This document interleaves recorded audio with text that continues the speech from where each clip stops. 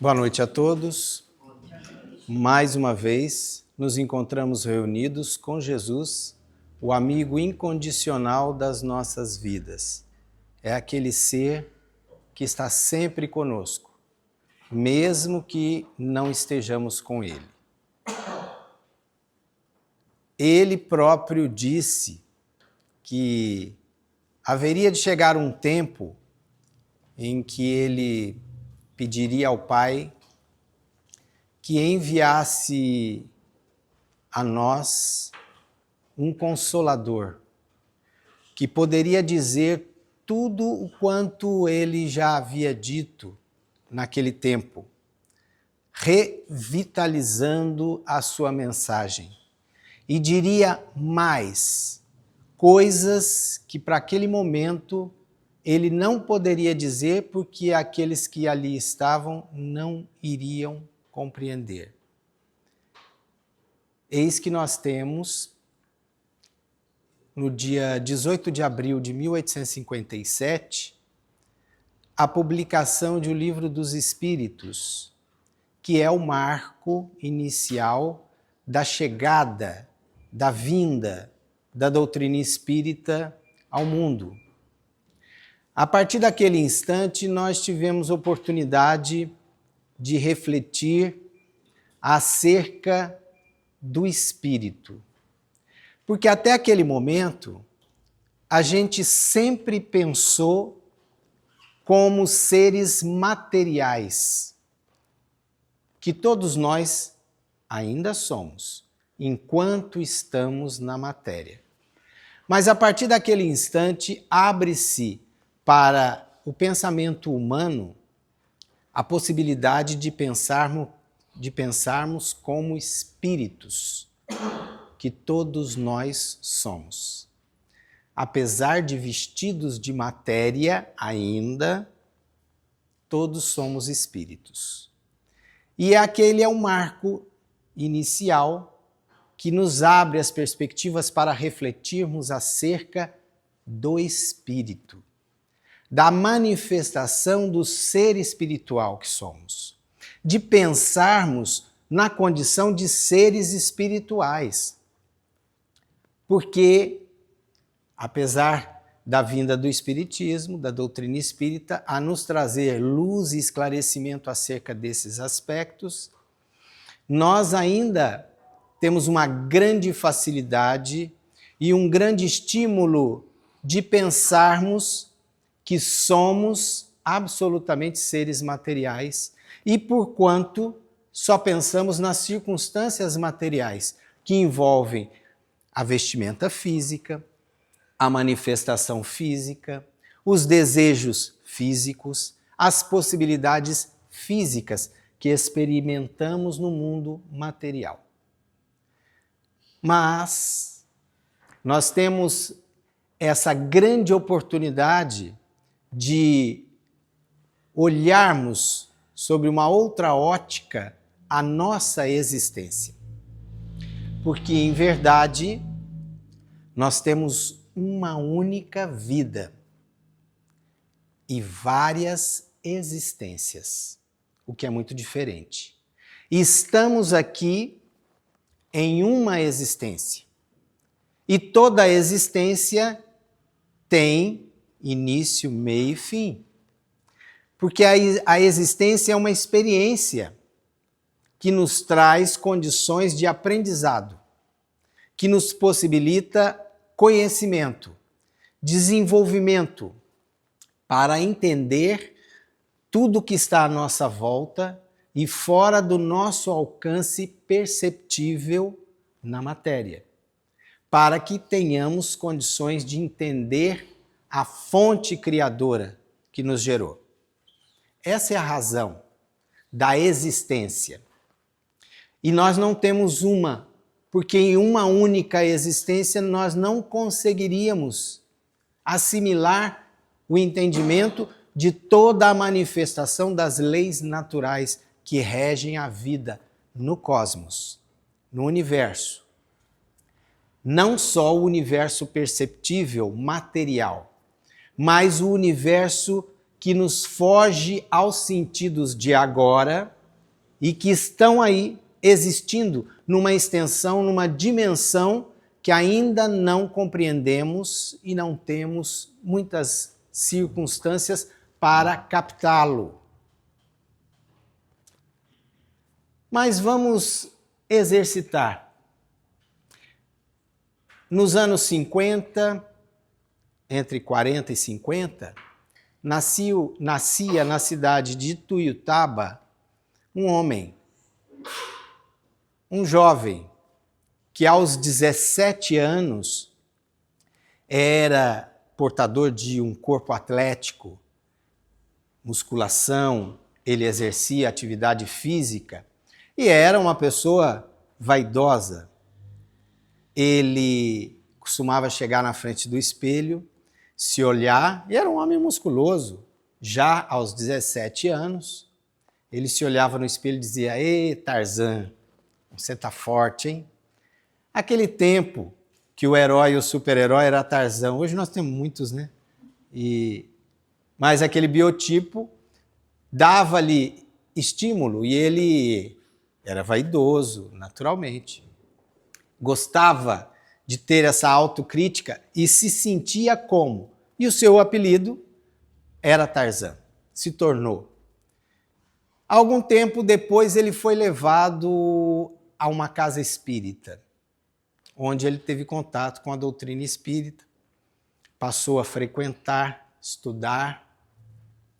E naquele tempo haviam reuniões mediúnicas de público, que não é comum hoje, mas naqueles áureos tempos dos anos 50, 60, haviam reuniões onde no salão colocava-se uma mesa, alguns médiuns psicografavam, traziam cartas, mensagens do além, alguns outros traziam mensagens verbais através da psicofonia mediúnica, e ele estava ali naquela tarde, quando terminaram os trabalhos mediúnicos, salão repleto.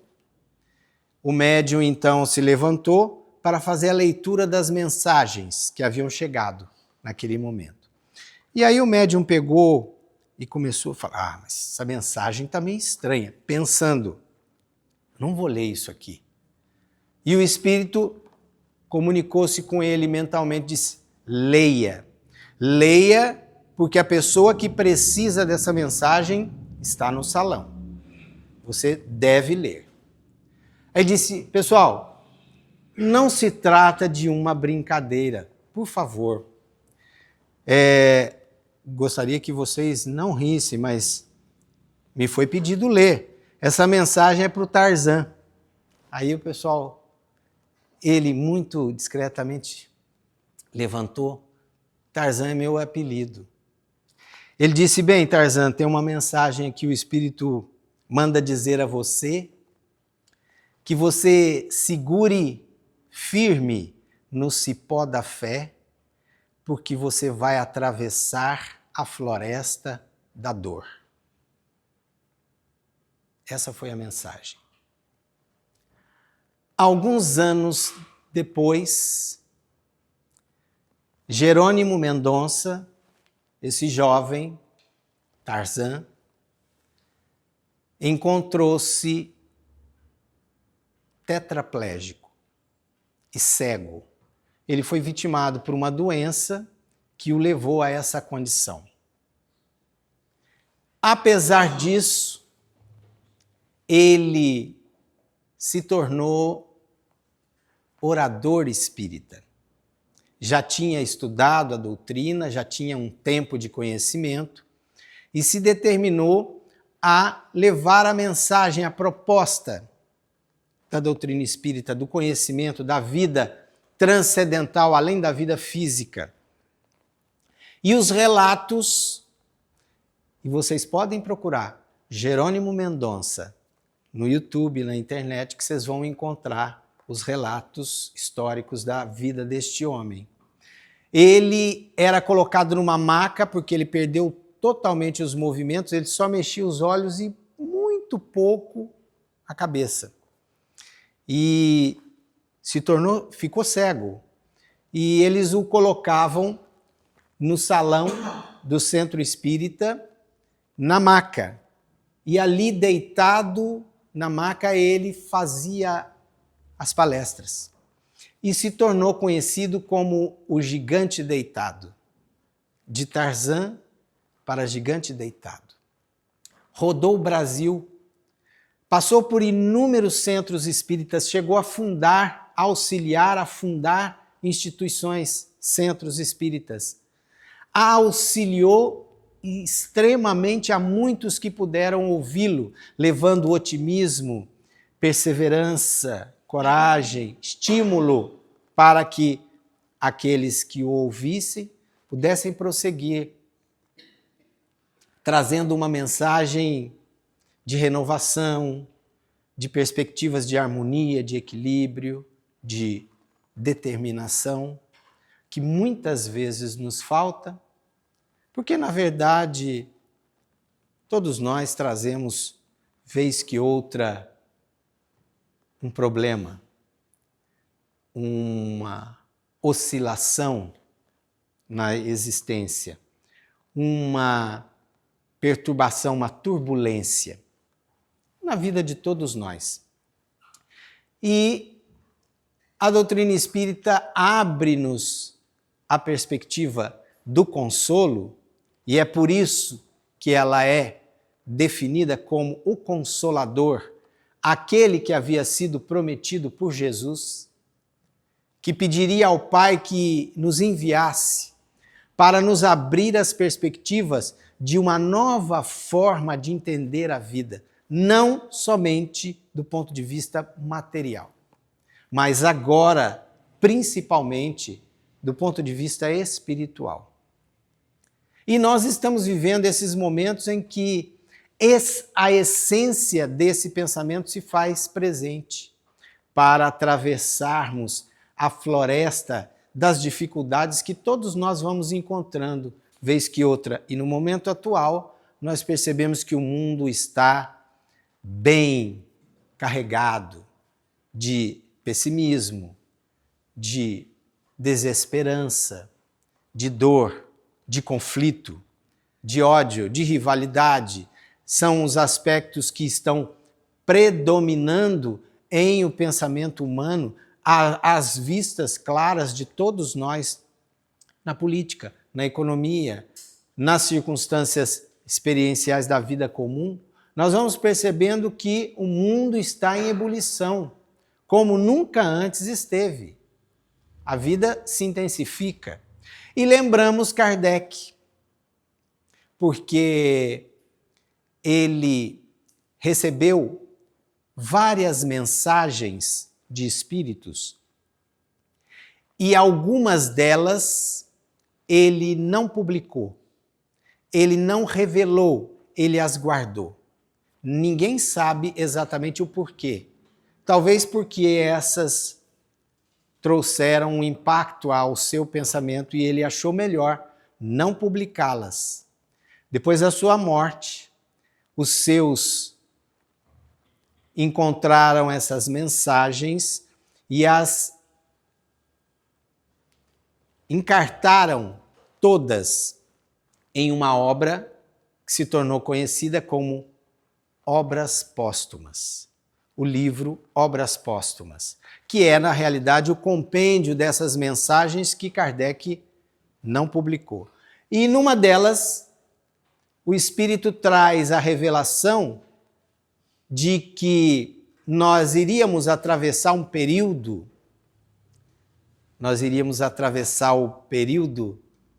da floresta, e esse é o período de grandes transformações no pensamento humano, que nós iríamos atravessar este período. Essa mensagem foi datada de 1865. E ali o Espírito diz, no ápice dessas transições, transferência de um estágio para outro de pensamento, de comportamento, de humanidade, nós identificaríamos esse período através de dois aspectos que iriam ser marcantes neste momento. O Espírito informa que seria o aumento do suicídio e o aumento da loucura. Pois bem, em 2025, as estatísticas feitas constataram que a cada 4 segundos uma pessoa se suicida no mundo. É uma estatística extremamente alarmante, que movimentou o pensamento científico, filosófico, religioso, médico, para tentarmos entender o momento em que estamos vivendo, em que 1 a cada 8 pessoas no mundo ou sofre ou sofrerá de depressão, que é um distúrbio psíquico, emocional, que nos liga, entre aspas, à loucura. A depressão é um processo de falta de estímulo, falta de energia, de coragem, falta de perspectivas positivas e que nos leva à profundidade dos pensamentos negativos, pessimistas, o sofrimento, a mágoa, a angústia e, por conta disso, comprime o psiquismo, levando a pessoa à dor e o sofrimento, de angústia. No momento em que nós estamos 1 a cada 8 pessoas no mundo, nós temos 9 bilhões de criaturas, garantidamente próximo a 1 bilhão de pessoas está ou estará sofrendo de algum mal, de desequilíbrio emocional, psíquico, mental. Caracterizando dessa forma os dois aspectos que o Espírito relatou a Kardec. No ápice da transição planetária, você verá que esses dois aspectos estarão em destaque: suicídio e a loucura. No ano passado, as estatísticas marcaram que, no Brasil, 38 pessoas se suicidam por dia, totalizando o ano passado mais de 14 mil óbitos por suicídio. E nós, refletindo, vamos buscar na doutrina as reflexões acerca deste estado de comportamento emocional, psíquico, humano. E, claro, vamos encontrar a ausência do sentido da vida em grande parte de nós outros. O sentido de viver. Claro, quando se coloca o sentido de viver absolutamente na matéria, nas circunstâncias materiais, na vida material, nós temos um prazo para esse sentido, já que a nossa vida material tem um prazo. Nós nascemos, recebemos uma data de validade. Ah, você nasceu em quando? Tal. Vai morrer em quando? Ninguém sabe. Mas todos nós sabemos aqui. E aqui não é nenhum espetáculo de horror, nem criar uma expectativa de nos assustar. Mas eu queria dizer a vocês, eu tenho que revelar a vocês, que todos vocês vão morrer. Inclusive eu. É uma realidade. Não é uma suposição. Vocês e eu vamos morrer. Todos nós sabemos disso. Mas nenhum de nós, muitas vezes, não se preocupa muito com isso, não é? Quando será? Ninguém sabe. Como será? E depois? Será que nós nos damos o trabalho de elaborarmos pensamentos acerca dessa perspectiva? Porque ela vai ocorrer. Nós temos, vejam bem, nós temos as escolas que nos ensinam os conhecimentos técnicos, matemáticos, científicos, que nos preparam para a vida material. O emprego, uma atividade profissional, nos prepara para o conhecimento da cultura, para aplicarmos de alguma forma na existência material. Mas é interessante porque nós não temos nenhum momento de preparação para aquilo que vai acontecer com todos, que é a morte. Nós não temos. Tem alguma escola que prepara o indivíduo para ele partir? Se tiver, faliu, porque ninguém vai. Ninguém quer. Essa que é a verdade. Quem que quer saber do dia da sua partida? Se vai partir? E até casualmente nós colocamos aqui a introdução, um vídeo para mostrar as colônias espirituais, para que a gente tenha e comece a ter cada vez mais a reflexão acerca de que a vida não paralisa na morte do corpo, a vida permanece, nós não perdemos a vida, nós vamos interromper a existência. Várias existências nós vamos tendo ao longo da nossa jornada de aprendizado. Uma existência é um momento de aprendizado na escola da Terra, porque a escola da Terra nos oferece perspectivas para exercitarmos mais as emoções, mais o equilíbrio, exercitarmos a paciência, desenvolver-nos dentro da física material para o entendimento posterior da física espiritual. As transições de reflexão é o pré-primário de um aluno, antes que ele entre no ensino médio e posteriormente tenha condições de furtivamente chegar à universidade. E nós precisamos entender como se dá esse processo. É da nossa existência. Existência atual, mas que vai ter um fim. E eu, ouvindo certa vez um orador, que é bem conhecido, Haroldo Dutra Dias, ele fez uma comparação que é bastante interessante, que vale refletirmos.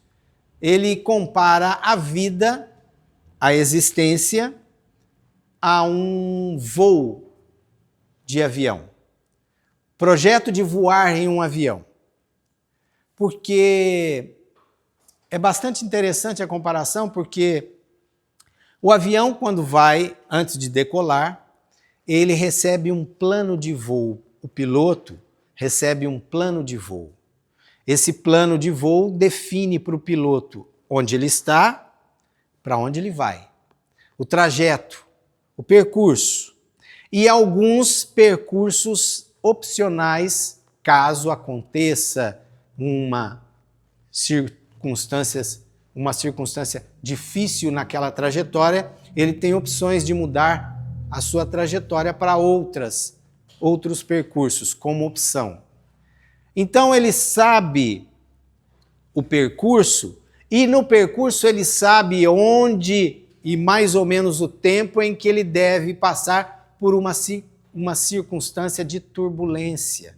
O avião vai balançar, ele vai estar num momento, numa determinada circunstância, que ele vai sofrer alguma interferência do meio. E o piloto se prepara para isso. Ele sabe que vai chegar esse momento, sabe que vai atravessar esse ponto. Mas ele deve manter a rota. ele não deve se desviar do seu destino. Ele recebeu um instante de partida e um momento de chegada, o destino. E existe um tempo de voo. O voo não é eterno. O avião vai chegar um momento que ele vai descer no seu destino. Aliás, nossa vida é um plano de voo. Quando nós chegamos aqui, nós somos o piloto. Recebemos, antes de chegar, participamos do desenvolvimento, da escolha, da rota. Participamos do momento da turbulência, da escolha. Entendemos que aqueles momentos são importantes para o nosso desenvolvimento. É muito semelhante. E é interessante porque todos nós recebemos, cada um de nós tem uma rota diferente. Mas o destino é o mesmo. Todos os aviões vão chegar no mesmo lugar. Vão descer no mesmo ponto. Quando termina a jornada, o avião desce naquele ponto. Fim da jornada, fim do voo, fim do projeto, fim da existência. Mas prossegue a experiência, porque o piloto sai do avião, vai se preparar para outro voo.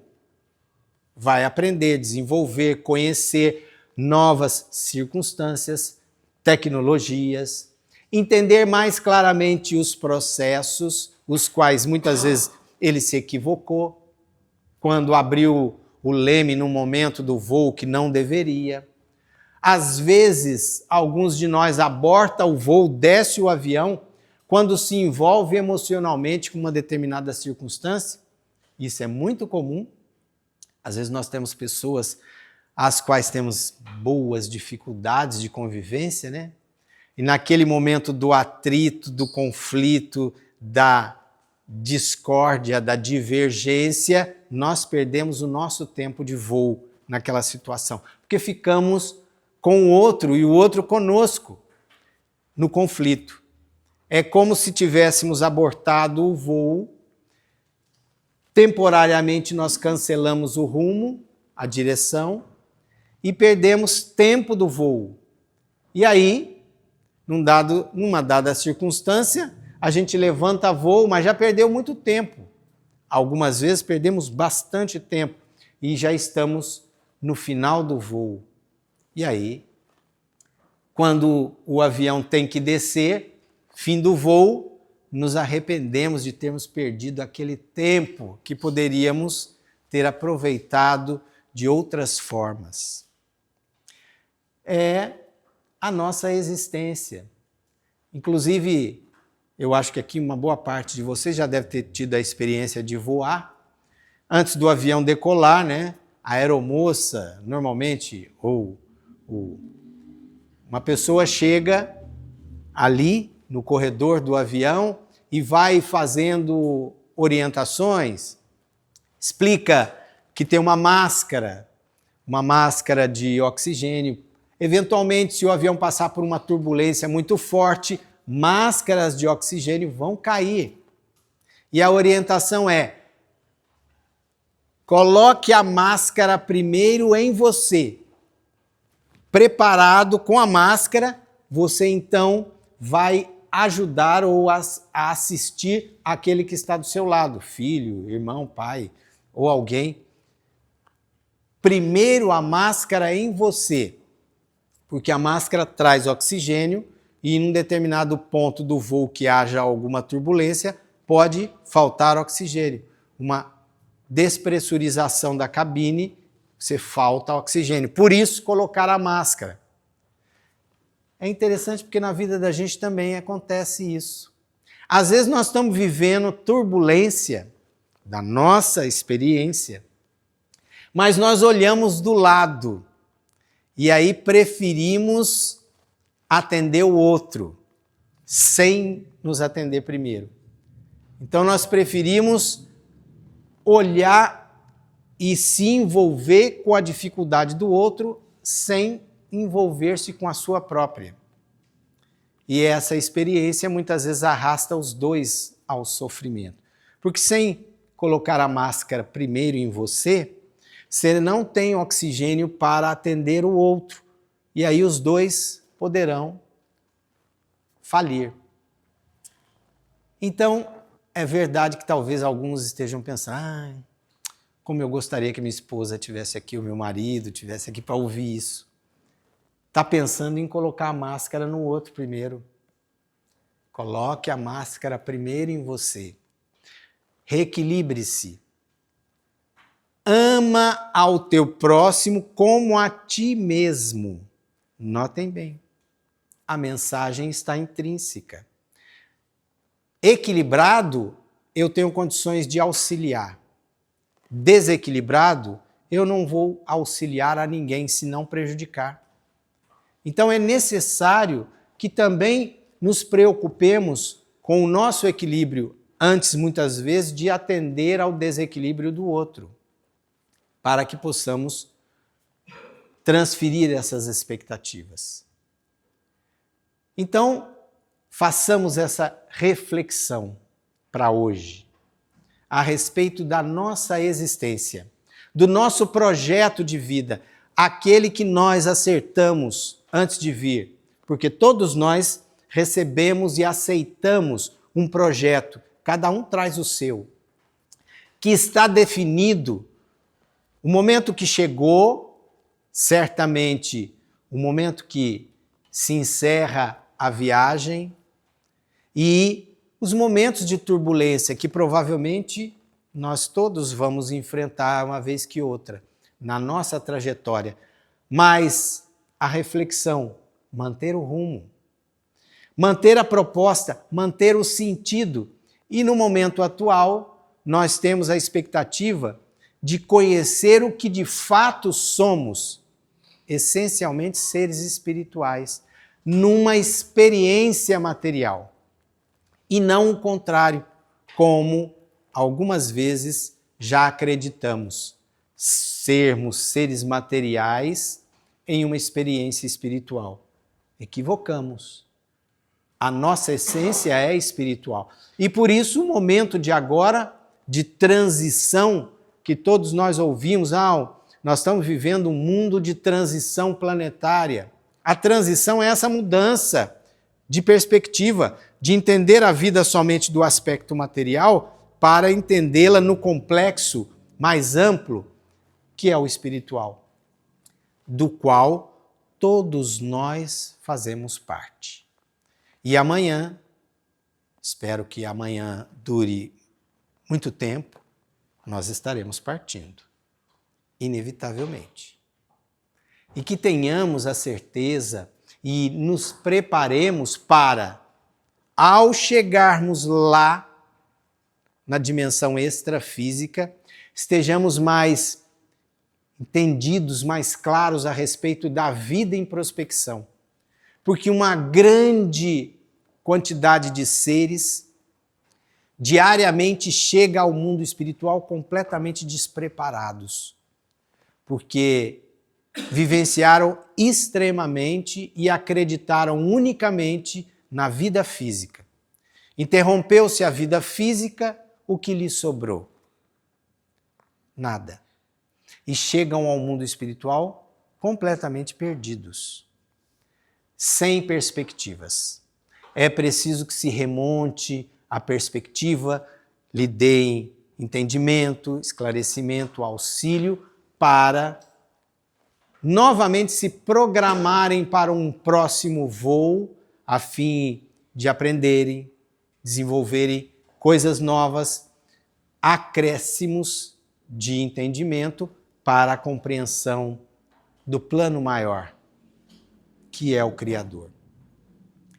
Nós vamos passar para a segunda parte do trabalho.